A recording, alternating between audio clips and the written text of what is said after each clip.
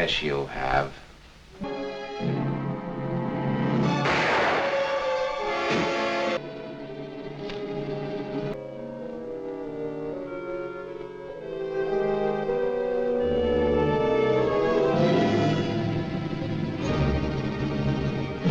Et si le plus grand film noir de tous les temps n'aurait en réalité jamais dû exister? Le Faucon Maltais, un titre qui claque et qui évoque immédiatement une silhouette dans la brume, le feutre mou d'Humphrey Bogart, le regard fuyant d'une femme fatale, et bien sûr, une mystérieuse et insaisissable statue d'oiseau. En 1941, ce film n'a pas seulement raconté une histoire de détective, il a défini les règles d'un genre tout entier, le film noir, et a sculpté dans le marbre la figure de l'anti-héros américain. Pourtant, derrière cette légende glacée comme l'acier se cache une histoire folle, une succession de hasards, de refus et de coups de génie qui auraient pu, à chaque instant, faire couler le projet. C'est l'histoire d'un jeune scénariste de 35 ans à qui l'on confie sa toute première réalisation, d'une star en devenir dont personne ne voulait vraiment, et d'un studio qui ne croyait qu'à moitié à cette histoire de détective et d'oiseau en plomb. Aux yeux de la Warner Bros., ce n'était qu'une petite production de série B. Un remake à bas coût d'un roman déjà adapté 2 fois et sans grand succès. Personne ne s'attendait à un tel chef-d'œuvre. Personne n'imaginait que ce tournage allait devenir l'un des plus importants de l'histoire du cinéma. Vous ne vous êtes pas trompé en le choisissant comme le meilleur film noir des années 40. D'ailleurs, merci d'avoir joué le jeu et d'avoir participé.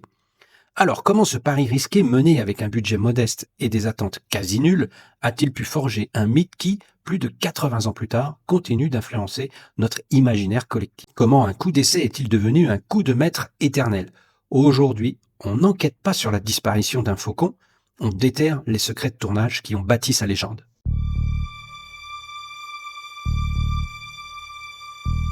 I was tailing for that Wonderly dame. Who do you think I shot?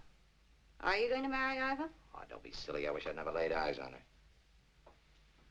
You suppose she could have killed him? Pour comprendre à quel point le Faucon Maltais était un projet improbable, il faut se replonger dans le Hollywood du début des années 40. C'est l'âge d'or des grands studios, de véritables usines à films qui produisent à la chaîne. La Warner Bros. En particulier est la reine du film de gangster, des récits percutants, rapides et surtout rentables. Mais en 1941, elle possède dans ses tiroirs un roman qui lui donne du fil à retordre, Le Faucon de Malte de Dashiell Hammett. Ce n'est pas la première fois que le studio tente sa chance avec ce livre. Une première adaptation en 1931 avait été jugée trop crue, trop fidèle aux sous-entendus du roman pour l'époque prude qui entrait dans l'ère du code ICE. Une seconde tentative en 1936, Satan Meet a Lady, avait transformé le polar sombre en comédie légère. Un désastre si complet que même ses acteurs le qualifiaient de pacotille. Le roman semblait maudit, tout simplement inadaptable. Alors pourquoi la Warner a-t-elle décidé de s'y frotter une troisième fois ?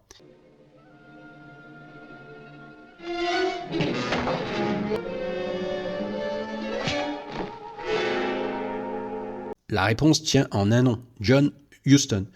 À 35 ans, Huston n'est pas un inconnu, c'est un scénariste respecté de la Warner, qui a co-signé des scripts prestigieux comme L'Insoumise, Jezebel, et surtout Haute Sierra, le film qui a aidé à propulser Humphrey Bogart. Mais Huston est un aventurier dans l'âme, et il rêve de passer derrière la caméra. Il harcèle les producteurs, notamment le puissant Al B. Wallis, pour avoir sa chance. Finalement, la Warner cède, mais à ses conditions. Le studio lui propose un test, pas une promotion. Il pourra réaliser son premier film, à condition de le faire vite et pour pas cher. Le budget alloué est minuscule. You will please clasp your hands together at the back of your neck. I intend to search your offices.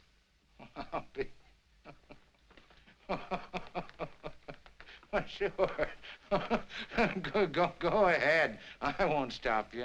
À peine plus de 375 000 $. Le studio lui propose de choisir son projet. Et Huston, avec une audace folle, choisit ce fameux roman maudit. Pourquoi ? On dit que c'est Howard Hawks qui lui aurait soufflé de prendre les rênes de ce projet. Et puis, parce qu'il est fasciné non pas par l'objet de la quête, mais par le voyage tortureux pour l'obtenir. Il voit dans l'écriture sèche de Hammett le reflet d'une Amérique en crise, une nation qui sort de la Grande Dépression et regarde l'Europe s'embraser. Il sent qu'il y a là une vérité à capturer. La Warner reste sceptique, mais le risque est calculé. Le projet est classé série B. Si Huston échoue, la perte financière sera minime. Cette absence de pression, ce statut de petite production sera paradoxalement la plus grande force du film. Libéré des attentes commerciales, Huston va pouvoir tourner le film qu'il veut, exactement comme il le veut. Personne au studio n'attendait de miracle.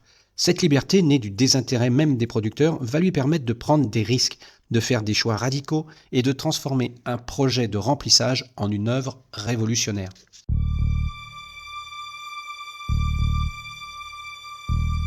Un film, même avec le meilleur des scénarios, ne devient qu'une légende qu'avec le visage qui l'incarne. Et le visage du Faucon maltais, c'est celui de Sam Spade. Mais ce visage a bien failli ne jamais être celui d'Humphrey Bogart. Au début des années 40, Bogart n'est pas encore Bogey. C'est un acteur travailleur, mais cantonné par la Warner dans des seconds rôles de gangster. Il a le talent et la présence. That's it. The blast burned his coat. Who found him? Man on the beat. Anybody hear the shot? Mais le studio ne le voit pas en tête d'affiche. Il est jugé déjà trop âgé, son visage trop marqué pour incarner les héros traditionnels. Le premier choix du studio pour Sam Spade est donc la star du moment, George Raft. Mais Raft, au sommet de sa gloire, refuse. Son contrat stipule qu'il n'est pas obligé de tourner dans des remakes. Et surtout, il refuse de confier sa carrière à un réalisateur débutant. 1 an plus tôt, il avait déjà refusé le rôle principal de Haute Sierra, un autre film qui avait finalement atterri dans les mains de Bogart. Par 2 fois, l'ego de George Raft va, sans le savoir, construire la carrière de son rival et précipiter la sienne dans l'oubli. John Huston, lui, n'a qu'un nom en tête, Bogart. Il a vu en lui cette lassitude du monde, cette intelligence cynique mêlée à un danger latent. Pour Huston, ce visage bourriné n'est pas un défaut, c'est l'atout maître.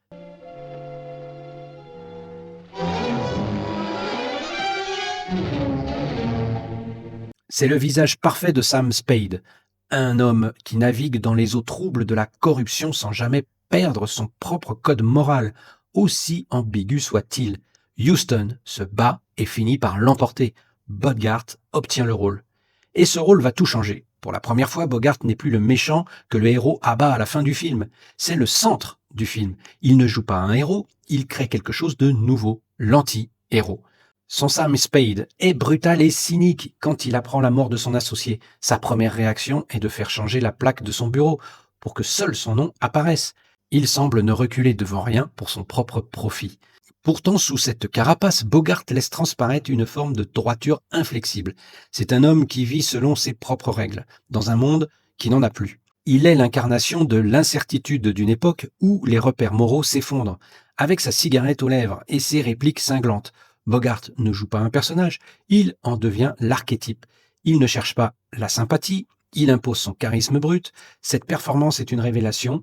Le refus de George Raft et l'insistance d'un jeune réalisateur ont permis à un acteur de second plan de devenir une légende et de donner au film noir son visage éternel.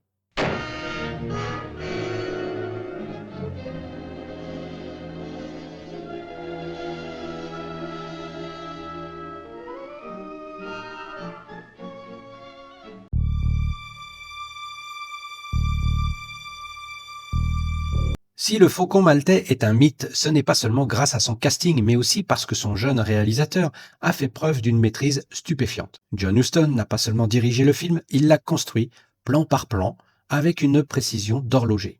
Son premier coup de génie, la fidélité. Contrairement aux adaptations précédentes, Huston décide de traiter le roman de Hammett comme un texte sacré. Il transforme le livre en un scénario qui est presque un storyboard.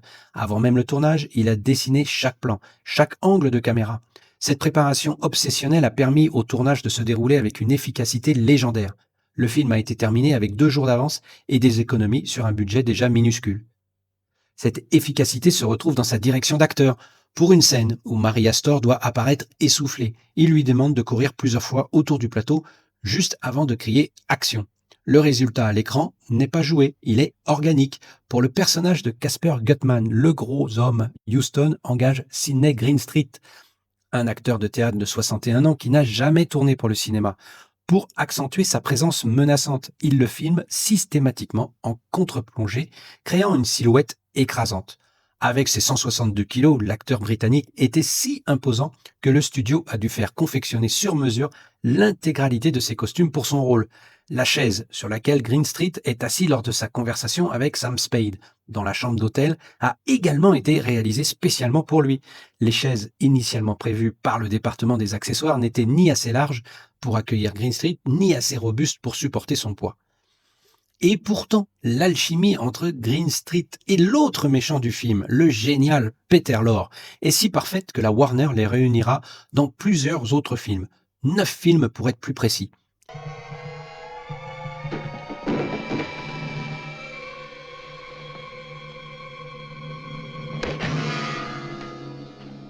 Autre indiscrétion de tournage, lorsque la secrétaire de Sam Spade lui tend la carte de visite de Joel Quero, interprété par Peter Lorre. Il la renifle d'un air qui laisse deviner qu'elle est parfumée, et il lui lance un regard. Elle répond « Gardenia ».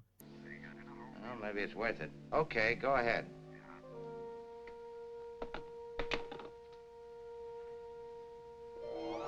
Gardenia. Quick, darling, in with him. C'est un des exemples les plus connus du codage queer, à l'époque du code ICE, c'est-à-dire signaler l'homosexualité d'un personnage sans l'exprimer explicitement. Mais le secret le plus visible du Faucon maltais est son style visuel. Huston, avec son chef opérateur, Arthur Edison, va tout simplement inventer le langage du film noir. S'inspirant de l'expressionnisme allemand, il plonge San Francisco dans un univers de ténèbres. Les ombres deviennent des personnages à part entière, découpant les silhouettes, créant un sentiment de menace constante. Les angles de caméra sont extrêmes, asymétriques, donnant l'impression d'un monde déséquilibré et claustrophobe. Même l'anecdote la plus célèbre du tournage témoigne de cette méticulosité. Pour une brève apparition, Huston engage son père, aussi comme un porte-bonheur pour son premier film, le célèbre acteur Walter Huston. Il lui donne le rôle du capitaine Jacoby, qui apporte le faucon à Spade avant de s'effondrer. Pour obtenir cette démarche chancelante, parfaite, John a fait répéter la scène à son père toute la journée, jusqu'à ce que ce dernier se plaigne amèrement d'avoir été torturé par son propre fils. La scène de confrontation finale dure près de 20 minutes, soit 1/5 de la durée totale du film. Elle met en scène, pour notre plus grand plaisir, les 5 personnages principaux. Là résident toutes les tractations, toutes les transactions, les mensonges et les ruses. C'est un bonheur toujours intact lorsque l'on revoit cette scène, et son tournage a nécessité une semaine complète. Well, you ready to make the first payment and take the falcon off my hands? Well, sir, as to that, as to that.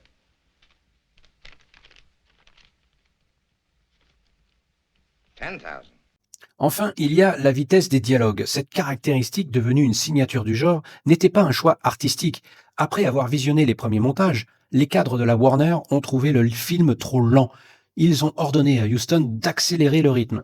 Huston a donc demandé à tous ses acteurs de parler plus vite. Et voilà comment une simple note de studio a donné naissance, par accident, à l'un des traits stylistiques les plus reconnaissables du film noir.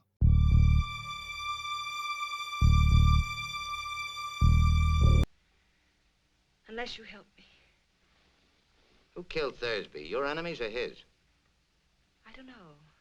Quand le film sort en salle en octobre 1941, la surprise est totale. Ce petit film de série B est un succès critique et commercial immédiat, rapportant près de 1,8 million de dollars.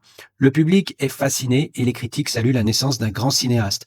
Le film reçoit même 3 nominations aux Oscars, dont une pour le meilleur film. Mais au-delà de son succès, le film de Huston va laisser une empreinte bien plus profonde.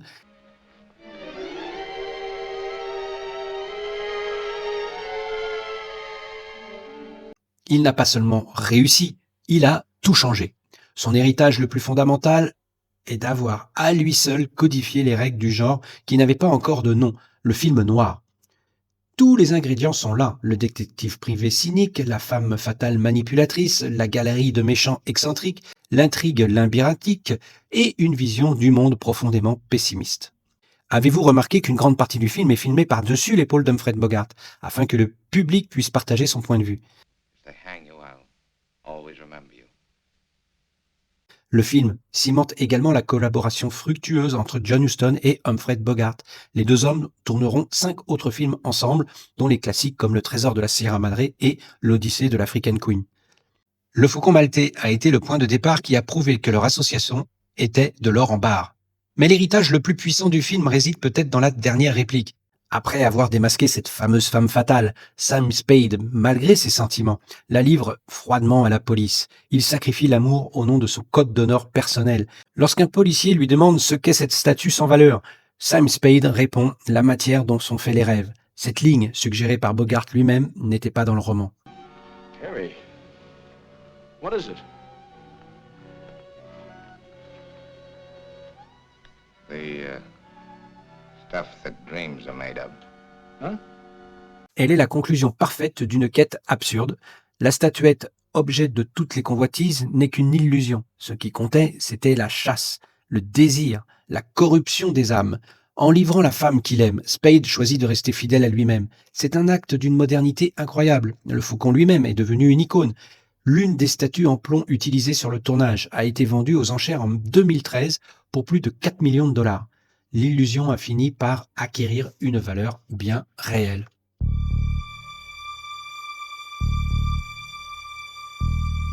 C'est une première incursion dans le film noir avec les bases de tous les codes qui feront ce genre. On suit ce détective désabusé jouant un jeu dangereux sur la corde raide avec les flics, les truands et les femmes fatales. Il se laisse manipuler, il se laisse trahir, il se laisse aller au jeu du chat et de la souris, un jeu dangereux qui pousse le spectateur à suivre cette enquête, se demandant où tout cela va nous mener. Ce n'est pas un héros lisse, il est cynique, intéressé dans un premier temps par l'argent, séduit par la belle inconnue, puis se prête au jeu des gangsters. Et nous, pauvres spectateurs, on se demande ce qu'il cherche à faire. Où est-ce qu'il veut nous emmener? Tout cela est possible parce que c'est Bogart qui s'y colle, avec un visage qui peut montrer le dégoût avec une aisance rare, un visage sympathique lorsqu'il se met à rire face au petit truand interprété par Peter Lorre, une attitude dédaigneuse face à la femme fatale, et un peu lâche face à la veuve épeurée de son coéquipier, dont on comprend qu'il a été l'amant. Rien ne nous ferait nous attacher à ce personnage, et voilà le tour de force de John Huston, nous présenter un héros antipathique et arriver à nous le rendre attachant et même séduisant. C'est toute la force de ce polar magnifiquement photographié qui nous plonge dans l'univers des films noirs avec une jubilation incroyable, car ce film ouvre la porte à beaucoup d'autres qui vont suivre pour notre plus grand plaisir.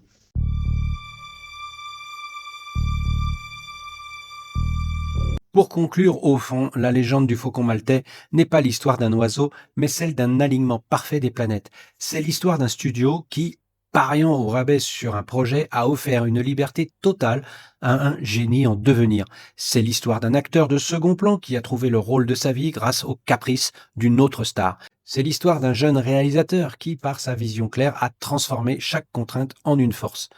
Plus qu'un simple film policier, Le Faucon maltais est le point de départ d'une nouvelle façon de raconter des histoires au cinéma. Une façon plus sombre, plus ambiguë, qui reflétait les angoisses d'une époque.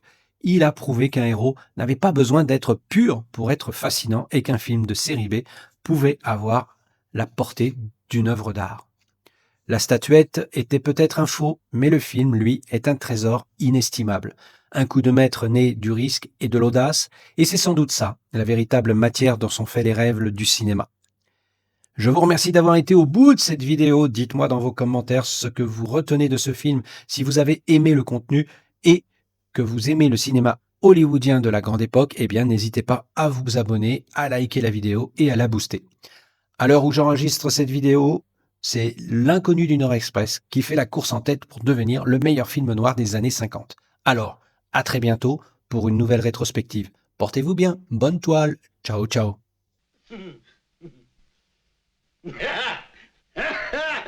Yes, it's the Russian's hand, there's no doubt about it.